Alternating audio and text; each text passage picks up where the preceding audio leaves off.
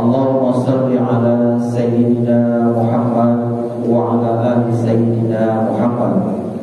Allahumma salli ala Sayyidina Muhammadin nuri zati wa sirisani bisairil asma'i wa sifati. Yang saya muliakan para alim ulama, para tuan guru, para kiai, para ustaz, para tokoh masyarakat, Bapak Ketua RT RW, yang saya hormati bapak-bapak, ibu-ibu jamaah masjid, dan juga para pemuda, para remaja, adik-adik semua, yang insya Allah mudah-mudahan kita ini menjadi hamba Allah sampai kepada puncaknya, yaitu puncak kehambaan, yaitu benar-benar menjadi hamba Allah, bukan hamba hawa nafsu. Maka Bapak Ibu, setiap hari maka wajiblah kita berikhtiar zahir batin untuk menggapai gelar takwa di sisi Allah Subhanahu wa taala. Kemudian marilah kita memperbanyak selawat kepada Nabi Muhammad SAW, karena Bapak Ibu, salawat ini yang sering disebut oleh para ulama tasawuf, para orang tua dahulu, bahwa satu-satunya amalan yang mengikut kepada Allah langsung adalah salawat. Salat kita mengikut Rasulullah, puasa kita mengikut Rasulullah, zakat kita juga sama mengikut Rasulullah SAW. Tapi ketika bersalawat kita mengikut langsung kepada Allah Subhanahu wa taala. Maka itu setiap kali khatib berkhutbah dia selalu mengucapkan salah satu ayat Al-Qur'an, innallaha wa malaikatahu yusholluna 'alan nabi ya ayyuhallazina amanu shallu 'alaihi wa sallimu taslima. Bapak-bapak yang dimuliakan oleh Allah Subhanahu wa taala, sebelum kita melanjutkan kajian kita berkenaan dengan sholat yang diiringkan antara jalan syariat dengan hakikat, saya ingin memberikan gambaran terlebih dahulu kepada Bapak Ibu, memberikan bahan renungan kepada Bapak Ibu, agar nanti ketika pulang dari masjid ini sampai ke rumah dilanjutkan perenungan tersebut. Kalau dalam bahasa agamanya tafakkur kembali, ketika sampai di rumah masih tetap bertafakkur, berpikir secara dalam, yang mudah-mudahan tafakkur kita itu menyampaikan kepada tujuannya, yaitu sampai kepada Allah Subhanahu wa taala. Bapak Ibu, seandainya kita diberikan oleh Allah Subhanahu wa taala umur 1000 tahun atau 2000 tahun atau 3000 tahun, namanya Allah berikan kita umur, tapi mati juga. Allah berikan umur panjang. Ini seandainya Allah berikan umur panjang 1000 tahun, 2000 tahun, bahkan mungkin sampai 3000 tahun, tapi mati juga. Dan matinya dalam keadaan su'ul khatimah, mati yang tidak diridhoi oleh Allah Subhanahu wa taala. Lalu yang 3000 tahun itu kalau dibandingkan dengan negeri akhirat yang khalidina biha abadan, yang kekal abadi selama-lamanya, maka tidak ada bandingannya. Jangankan 3000 tahun dikasih Allah hidup di dunia ini 10.000 tahun lamanya, tapi mati juga, dan matinya tidak diridhoi oleh Allah, maka tidak ada bandingnya 10.000 tahun itu dengan negeri akhirat khalidina biha abada, kekal abadi selamanya. 10.000 tahun lama sekali. Tetapi Bapak Ibu, kenyataannya umur Nabi Muhammad SAW ini tidak panjang. Mencari orang yang umurnya 80 tahun sekarang Pak, sudah susah. 100 tahun tambah susah. Mencari yang 80 tahun susah, apalagi yang mencari 100 tahun. Pendek sekali umurnya. Saya, Bapak Ibu, umur saya sekarang 34 tahun. Tapi masih seperti baru saja. Jadi seperti baru saja melewati, seperti masih SMA dulu, masih baru terlewat saja. Mungkin separuh umur lagi mungkin sudah tak ada. Pendek sekali umur yang diberikan kepada umat Nabi Muhammad SAW. Oleh sebab itu Bapak Ibu, umur yang singkat ini jangan sampai kita tidak mengenal kepada Allah Subhanahu wa Ta'ala. Saya ingin menekankan betul kepada Bapak Ibu, jangan sampai umur kita singkat 60 tahun, 60 lebih atau 40 tahun, 50 tahun, 60 tahun, tapi umur yang singkat ini tidak sampai kita mengenal kepada Allah Subhanahu wa Ta'ala. Maka itu Bapak Ibu, ayatnya sudah disebutkan di dalam Al-Quran. Allah sebutkan sudah tujuan hidup kita di dunia ini, sudah Allah sebutkan. Maka Allah katakan dalam Al-Quran, wa ma khalaqtul jinna wal insa illa liya'budun. Tidak kuciptakan jin dan manusia.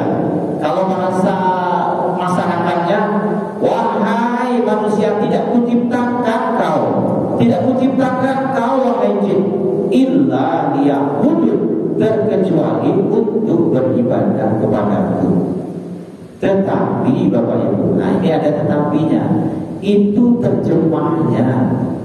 Jadi tidak kuciptakan jin dan manusia kecuali untuk beribadah kepadaku, itu terjemahannya. Tetapi di sebalik terjemah itu ada maknanya, ada maksudnya. Atau kalau dalam bahasa akademik ada tafsirnya.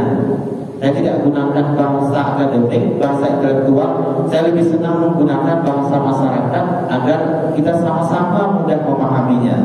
Jadi ada makna yang tersembunyi di balik terjemahan tersebut. Maka itu Ibnu Abbas, sahabat Nabi sekaligus sepupu Nabi, menyebutkan bahwa ayat ini illa liya'budun itu makna yang tersembunyi di dalam itu adalah illa liya'rifun. Maka itu kalau Bapak Ibu buka tafsir Ibnu Abbas, makna illa liya'budun itu adalah illa liya'rifun. Jadi kalau diterjemahkan dengan menggunakan tafsir, maka tidak kuciptakan jin dan manusia terkecuali untuk mengenalku kata Allah. Maka daripada itu Bapak Ibu, umur kita yang singkat ini jangan sampai kita tidak mengenal kepada Allah Subhanahu wa Ta'ala, yaitu illa liya'rifun tersebut. Maka analoginya Bapak Ibu, supaya kita mudah memahami, bagi ibu-ibu yang di belakang dulu kalau tidak kenal kepada bapak yang di rumah itu, tidak mungkin mau menikah. Kalau tak kenal, setelah kenal baru mau menikah. Dia tidak, ibu-ibu. Saya pun begitu juga. Kalau tidak kenal dengan istri saya yang di rumah tersebut, maka saya tidak mungkin mau menikahi dia.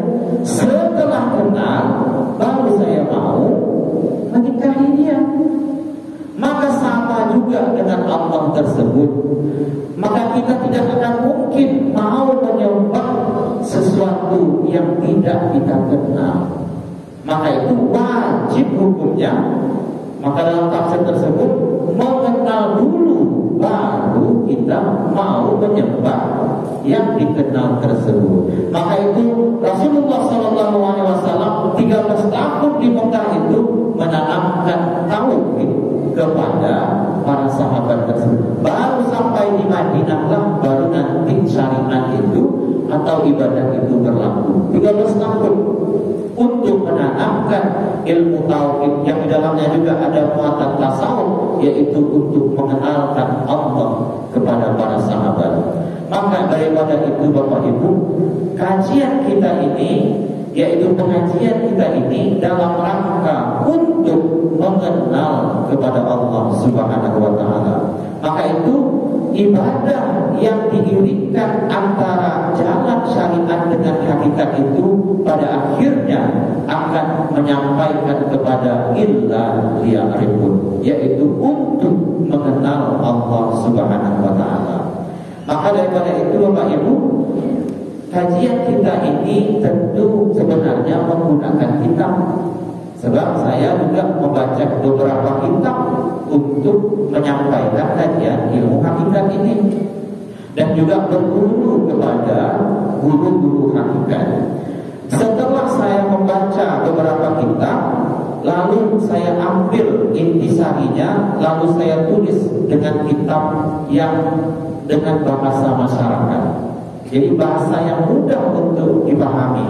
Misalnya Bapak Ibu, kalau Bapak Ibu kenal dengan Syekh Abdurrahman Siddiq Al-Banjari, ada satu kitab namanya Asrarus Shalah, yaitu menceritakan tentang hakikat sholat yang diiringkan zahir batin. Sudah itu juga nanti ada kitab Hakikatul Insan. Ada kitab yang agak sedikit aneh bunyinya, kitab Barejo. Macam-macam kitab ilmu hakikat ini. Jadi kitab yang ingin membawa kita untuk kenal kepada Allah Subhanahu wa Ta'ala. Maka saya pun akhirnya menulislah buku atau kitab yang salah satunya yaitu ini jilid pertama, singkat Bapak Ibu. Tidak tebal, hanya sekitar 40 halaman saja, tapi khusus membahas tentang syahadat saja. Jadi nanti kitab ini saya tinggal di masjid. Bapak Ibu yang mau untuk membacanya silahkan fotokopi.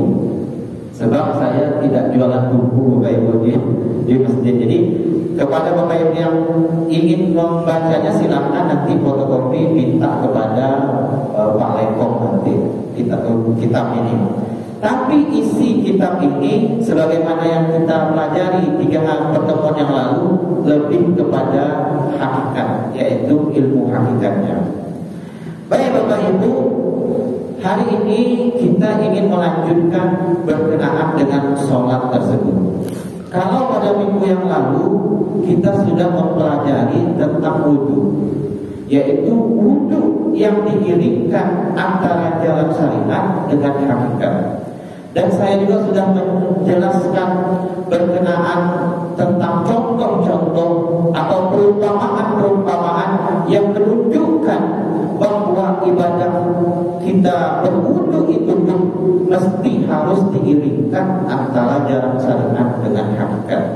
Sebab selama-lamanya yang zahir itu tidak akan bisa menguraikan yang batin. Hanya yang batin itulah yang terurai pada yang zahir. Oleh sebab itulah dia tidak bisa dipisahkan antara zahir dengan batin, antara syariat dengan hakikat.